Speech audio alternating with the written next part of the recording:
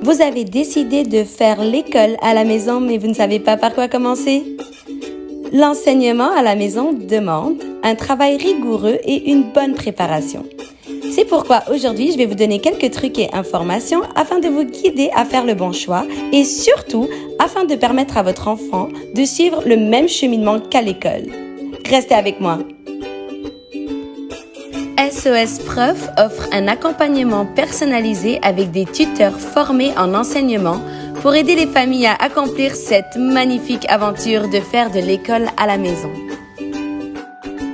De l'âge de 6 ans jusqu'à l'âge de 16 ans, sachez que tout enfant résident du Québec doit fréquenter une école. Mais la loi sur l'instruction publique vous permet de faire une demande écrite pour enseigner à la maison.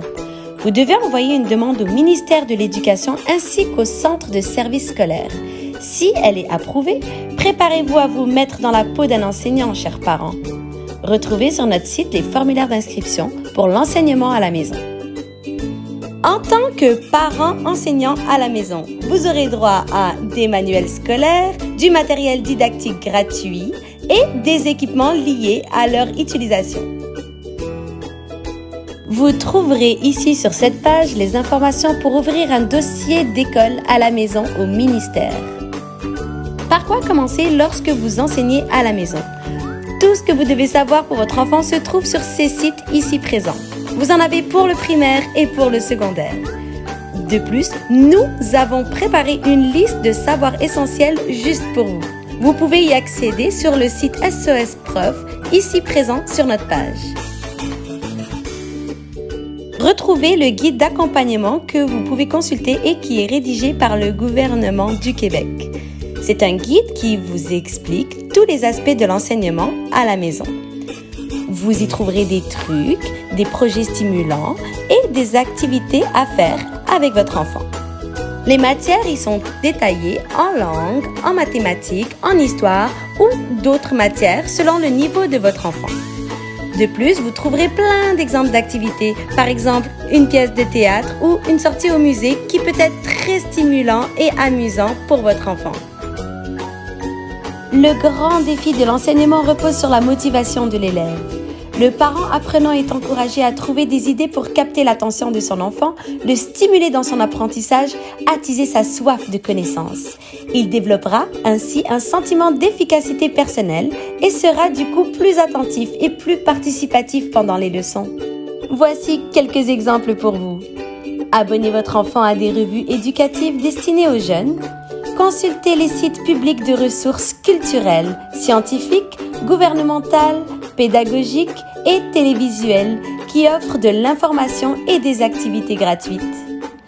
Faire des sorties éducatives avec votre enfant, aquarium, musée des sciences ou encore aller à la bibliothèque. Sachez que les enfants qui sont scolarisés à la maison doivent réussir les mêmes épreuves que les élèves à l'école.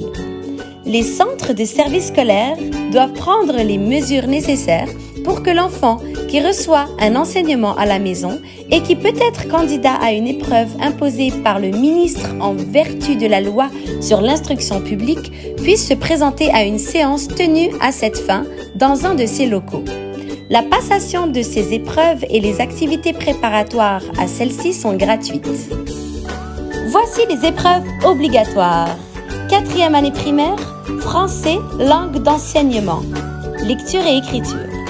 6e année primaire, français, langue d'enseignement ou English Language Art, lecture et écriture, ainsi que mathématiques. Secondaire 2, français et langue d'enseignement, écriture. Voici maintenant les épreuves uniques. Secondaire 4, mathématiques, séquence sciences naturelles ou technico-sciences ou culture, société et technique. Sciences et technologies ou applications technologiques et scientifiques, ainsi que Histoire du Québec et du Canada. Secondaire 5, Français, langue d'enseignement ou English Language Arts. Anglais, langue seconde, programme de base ou enrichi, ou Français, langue seconde, programme de base ou enrichi. De nombreuses ressources sont mises à la disposition des parents pour les aider dans cette tâche. Vous trouverez ici de nombreux organismes qui sont là pour vous aider à cheminer harmonieusement l'enseignement de votre enfant à la maison. N'oubliez pas, SOS Prof est là pour vous. Nous offrons un accompagnement spécialisé pour vous aider dans ce beau projet. Bon enseignement et n'hésitez pas à consulter notre page pour plus d'informations et de détails.